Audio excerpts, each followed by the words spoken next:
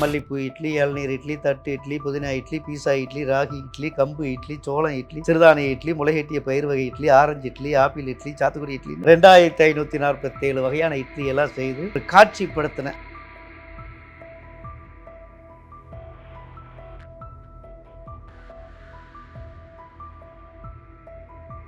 இட்லி இனியவன் அந்த பேர்ல இருந்தே ஸ்டார்ட் பண்ணணும்னு நினைக்கிறேன் சார்.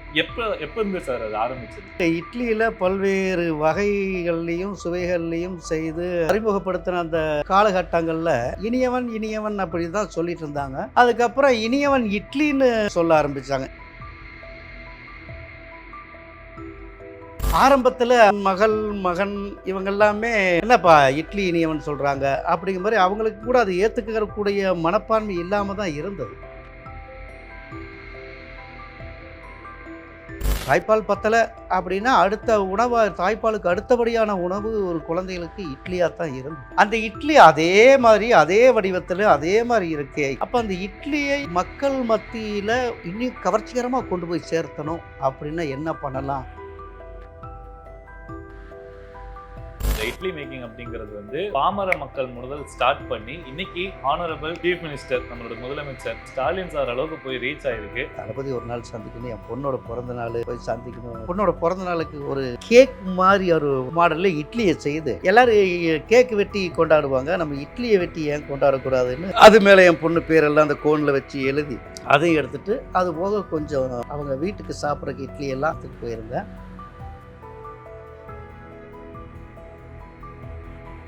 கவிப்பேரரசு வைரமுத்து அவரை சந்திக்கிறதுக்காக முறை போயிருந்தப்போ இதே மாதிரி இட்லி செய்து கொண்டு போய் இணையவன் இட்லியில் யாரும் உங்கள் பக்கத்தில் கூட வர முடியாது. எத்தனை வடிவம், எத்தனை சுவை, ஆகா அற்புதம், அத்துணை பேருக்கும் பகிர்ந்து கொடுத்து நானும் உண்டேன். இட்லிக்கு நிகர், இனியவனுக்கு நிகர் யாருமே இல்லை.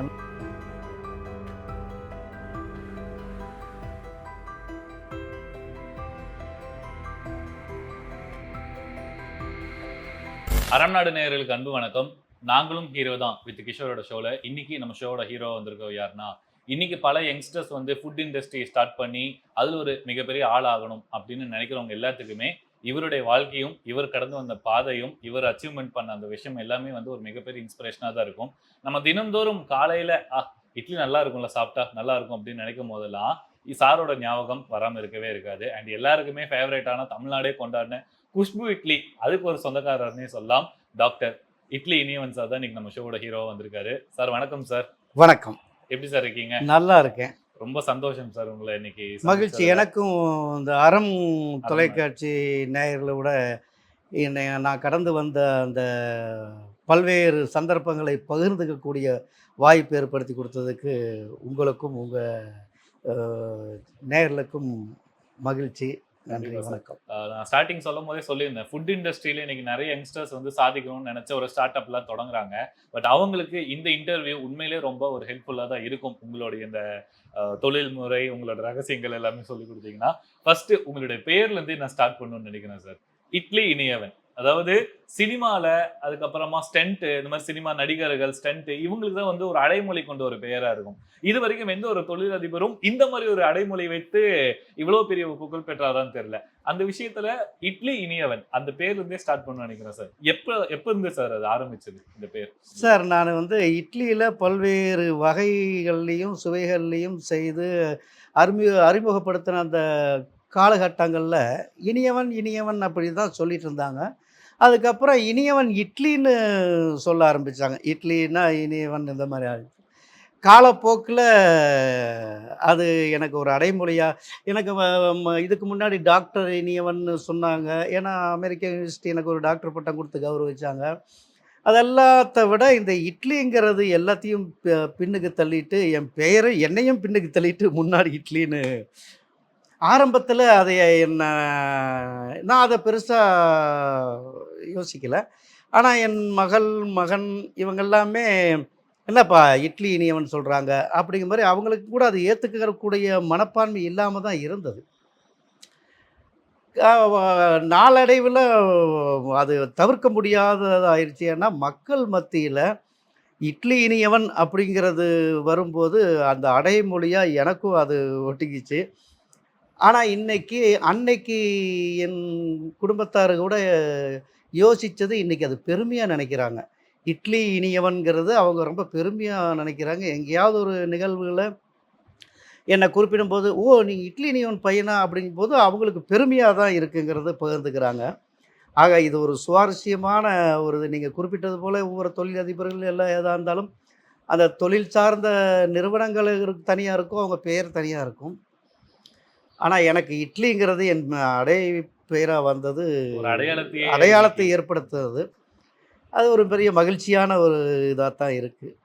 உங்களுடைய தொழில் ஸ்டார்ட் பண்ண அந்த ஒரு விஷயம், அந்த ஒரு உணவே வந்து இன்னைக்கு உங்களுக்கு ஒரு அடையாளத்த வாங்கி குடுத்திருக்கு. இன்னைக்கு கிட்டத்தட்ட ஒரு டாக்டர், அத்தர் அவார்ட்ஸ், டாக்டர் பட்டம் இதெல்லாம் வாங்கி குடுத்திருக்கு. ஆரம்ப காலம் எப்படி சார் இருந்துச்சு? இன்னைக்கு வந்து இட்லி இனியவன் சாரா எங்களுக்கு தெரியும்.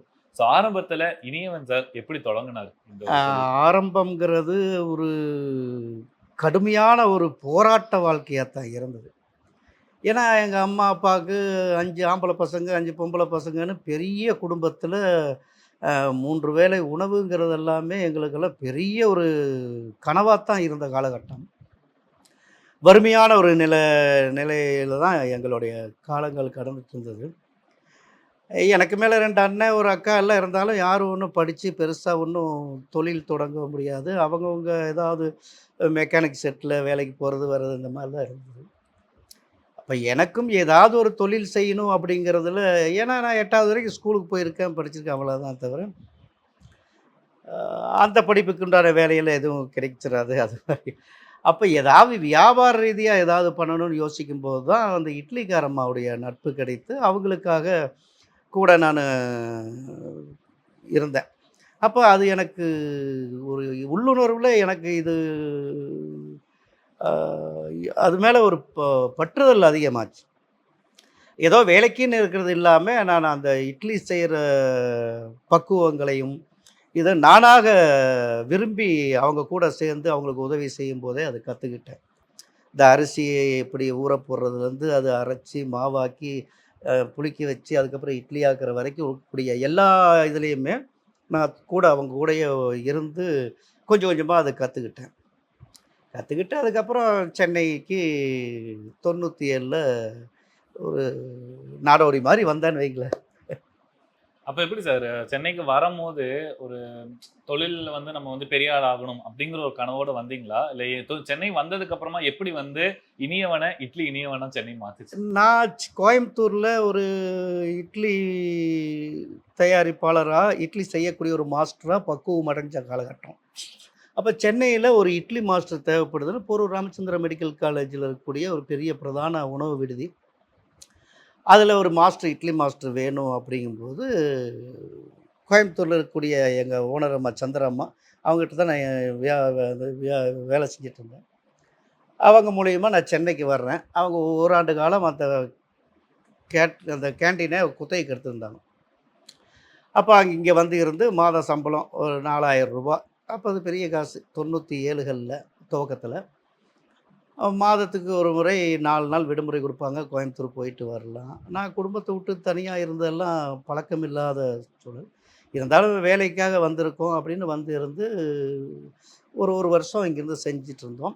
அதுக்கப்புறம் அந்த கேன்டீனுடைய அந்த உரிமையாளருடைய ஒப்பந்தம் முடிஞ்சதுக்கப்புறம் மறுபடியும் நான் கோயம்புத்தூர் போக வேண்டிய சூழல். கோயம்புத்தூர் போகும்போது போனதுக்கப்புறம் எங்க அந்த சந்திரம்மான்னு சொல்லி அந்த அம்மா, திக்கு தெரியாத எனக்கு திசை காட்டிய கலங்கரை விளக்கம் அந்த அம்மா. இன்னைக்கு அவங்க இறந்துட்டாங்க. "ஏன் நீ சென்னையில 1 வருஷம் இருந்திருக்க, ஒரு பக்கம் வேலைக்கு போயிட்டுருக்க. நீ ஏன் 2 இட்லி பானைய வச்சு ஏதாவது வியாபாரம் பண்ணலாமே!" அப்படிங்கும்போது, சரிம்மா அப்படின்னு அந்த சென்னையில இருந்த 1 வருஷ அனுபவம், அ கூடுதலா எனக்கு இட்லி தரமா தயாரிக்கக்கூடிய நுட்பம் எனக்கு தெரியும். அப்ப சென்னைக்கு போய் பெருசா சாதிச்சிரலாம் அப்படிங்கிற பல்வேறு கனவுகளோட தான் சென்னைக்கு வந்தேன். ஆனா கலை எதார்த்தம் அப்படி இல்லங்கிறது போக போக புரிஞ்சுக்கிட்டேன்.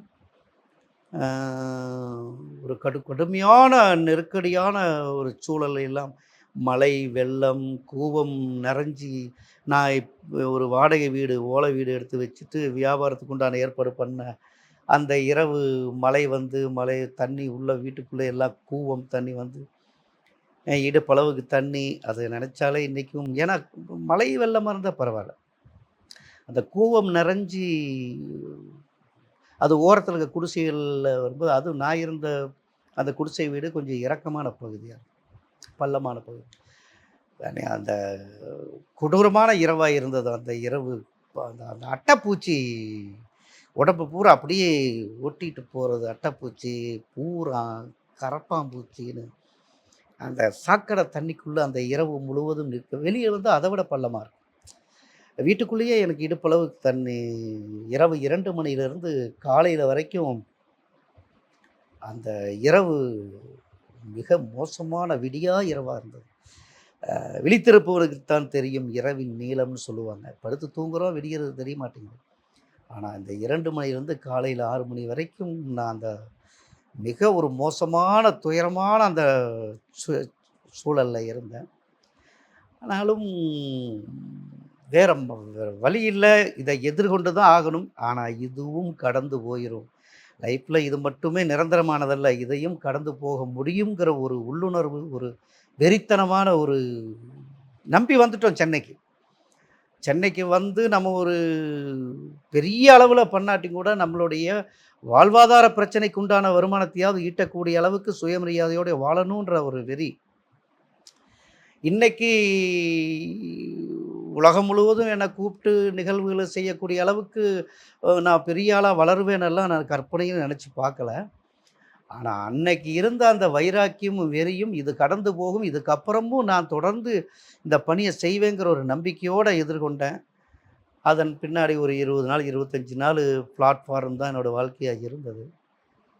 அதற்கப்புறம் மறுபடியும் கொஞ்சம் கொஞ்சமா என்ன தயார்படுத்திக்கிட்டு அந்த இட்லி வியாபாரத்தையே ஆரம்பிச்சேன்.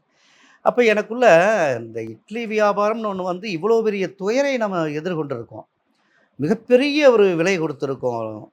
அப்படிங்கும்போது இந்த இட்லிங்கிறதுலயே நம்ம அந்த துயரத்தை எல்லாம் தாங்கி நிக்கிற அளவுக்கு ஒரு உயரத்தை எட்டணும்.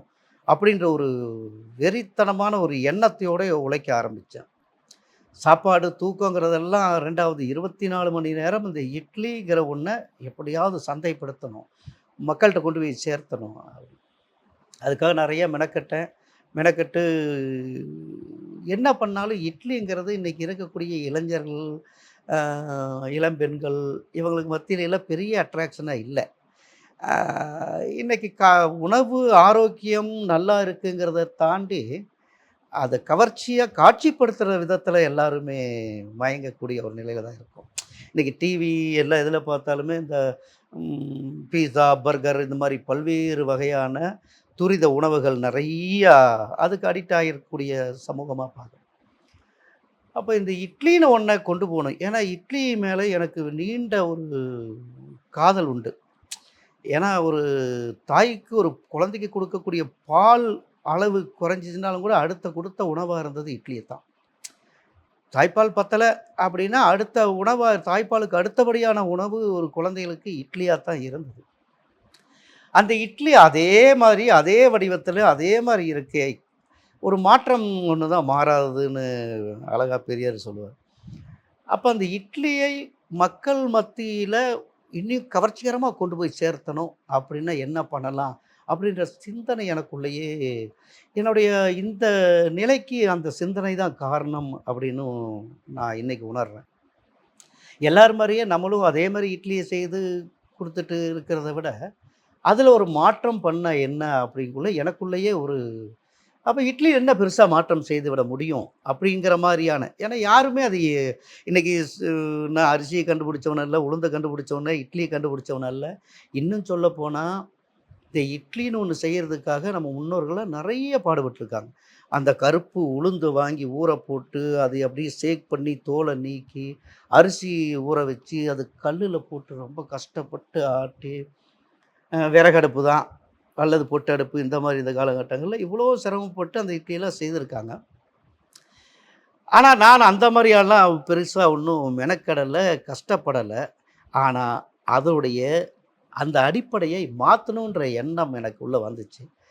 அப்போ அந்த இட்லின்னு தனியா இட்லிக்கு ஒரு சுவை கிடையாது. சட்னி கூட சாப்பிடும்போது அதோட சுவை, சாம்பார் கூட சாப்பிடும்போது அந்த சுவை, அல்லது நான்வெஜ்ஜு அது கூட சாப்பிடும்போது அந்த சுவையா இருக்கு. இட்லியிலேயே நம்ம ஒரு சுவையை குடுத்தா என்ன? அப்படின்றதுக்காக, அந்த இட்லியில பல்வேறு வடிவங்க சுவையை மாற்றுனேன். கீரைகளை போட்டு செஞ்சு குடுக்கறது, புதினாவ அரைச்சு இட்லிக்குள்ள வச்சு அ செஞ்சு அதுக்கு மேல மாவு ஊத்தி செய்யறதுங்கிற மாரி சில பரிச்சாத்தமா செஞ்சு சாப்பிடுறது, நண்பர்களுக்கு குடுக்கறது இந்த மாரிலாம் பண்ணிட்டுருந்தோம். அப்படி இருந்தாலும் இட்லிங்கிறது பல யுகமா ஒரே வடிவத்தில இருக்கு. ஒண்ணு மினி இட்லியா இருக்கும், இல்லன்னா அது கொஞ்சம் இட்லியா இருக்கும். ஒரு ஒரு மேம்பாலம் மாரி இப்படி இருக்கும். அத மாத்துனா என்ன அப்படின்னு நான் யோசிச்சு அதோடைய வடிவங்கள மாத்துனேன். நட்சத்திரம் போல, மிக்கி மவுஸ் போல, ஸ்டாரு இது மாரி பல்வேறு இதா மாத்துனேன்.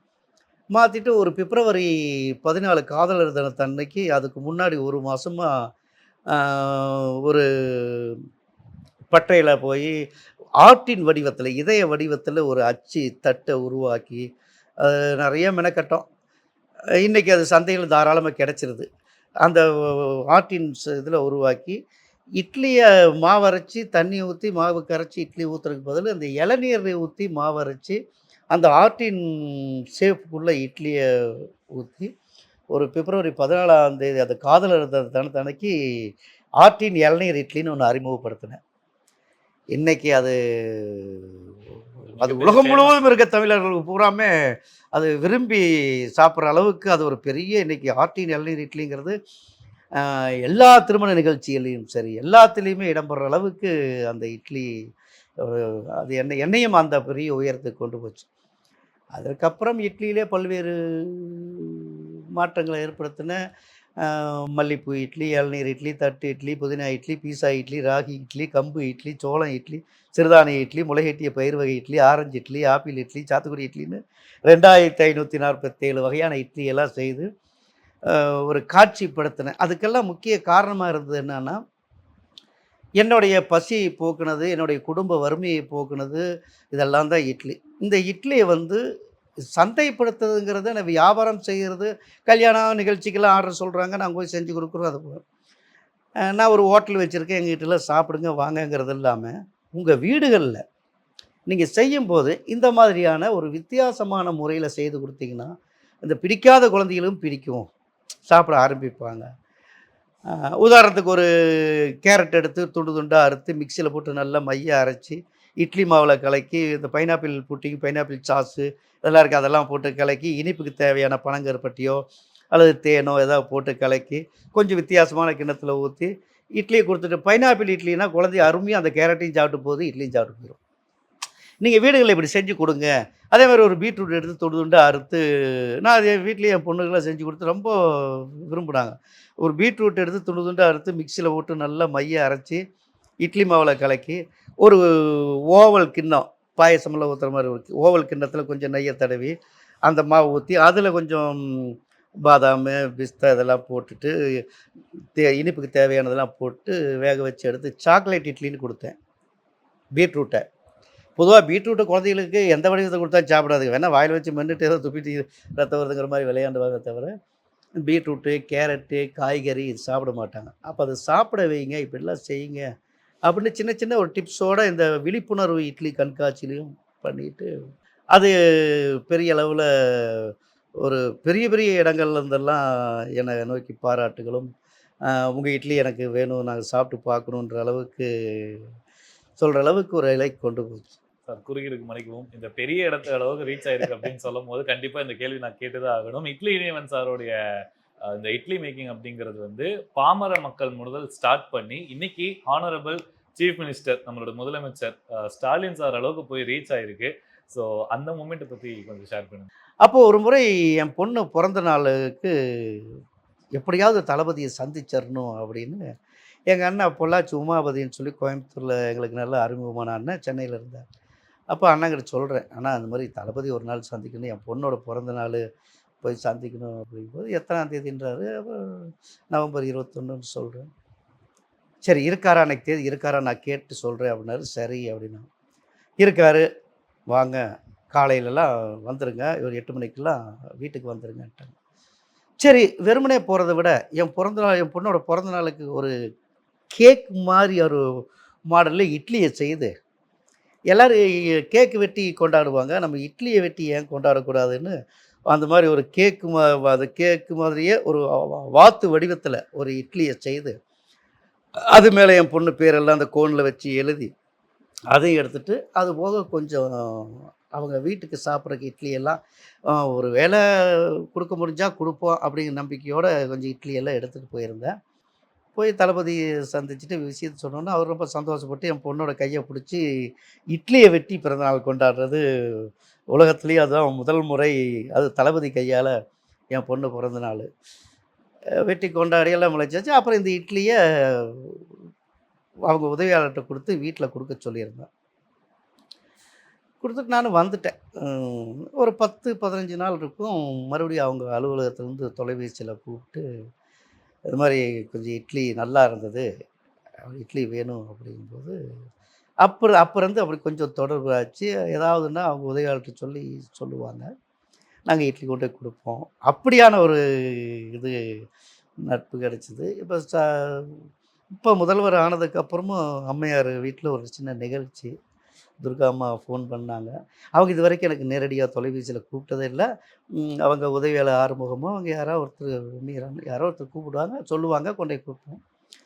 அன்னைக்கு அம்மா எண்ண குடுத்து, "நீங்க அம்மா பேச சொல்லியிருக்காங்க, பேசுங்கன்னாங்க." எனக்கு கை கால்லாம் ம் என்னான்னு சொல்லுங்கன்னு. "ஏங்க அம்மா தான் உங்கள நம்பர் குடுத்து உங்ககிட்ட பேச சொல்லியிருக்காங்க. நீங்க பேசுங்க."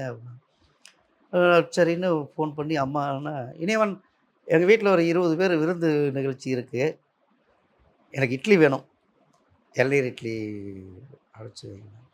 ஓ! எல்லாம் இட்லி அவங்களுக்கு ரொம்ப ஆமா. பிடிக்குமா? ரொம்ப பிடிக்கும். சரின்னு அனுப்பிச்சு வச்சாச்சு. அனுப்பிச்சு வச்சு எல்லாம் அவங்க வீட்ல அந்த நிகழ்ச்சி முடிச்சுட்டு சாப்பிட்டுருக்காங்க. இரவு ஒரு 9:45 9:47 சரியா. நானும் எங்க வீட்ல எல்லாம் உட்காந்து சாப்பிட்றதுக்காக எல்லாம் உட்காந்துருக்கும்போது எனக்கு ஒரு தொலைபேசியில வருது. எடுத்து பார்த்தா துர்கா அம்மா. எனக்கு ஃபோன் "அம்மா, அம்மா, அம்மா வணக்கம் சொல்லுங்கம்மா. இனியவன் ரொம்ப ரொம்ப நல்லா இருந்தது. வந்த விருந்தினர்கள்லாம் ஏது, எங்கிருந்து, எப்படி செய்றது ரொம்ப இதா கேட்டாங்க. எல்லாத்துட்டயும் உங்கள பத்தி சொன்னோம்." அப்படின்னு சொல்லி அவங்க பாராட்டுன அந்த நொடி, அந்த சாக்கடை தண்ணிக்குள்ள அப்படி நிர்கதியா அந்த அட்டப்பூச்சிகளும், கரப்பான்பூச்சிகள் இப்படியெல்லாம் அந்த ஒரு எதிர்கொண்ட அந்த துயரமான அந்த நாளு ஒரு பக்கம். இவ்ளோ பெரிய இடத்துலருந்து இவ்ளோ ஒரு பாராட்டு அப்படிங்கும்போது, எனக்கு அப்படியே 2யுமே யோசிச்சு பார்த்தேன். சாதாரணமா அவங்க உதவியாளர்ட்ட யார்ட்டயாவது சொல்லிட்டு, இனியவன்ட்ட சொல்லியிருப்பா, நல்லா இருக்குன்னு சொல்லியிருப்பேன்னா முடிஞ்சு போச்சு. அவங்களே மெனக்கட்டு பேசிட்டு, ஐயாவும் சாப்பிட்டாரு.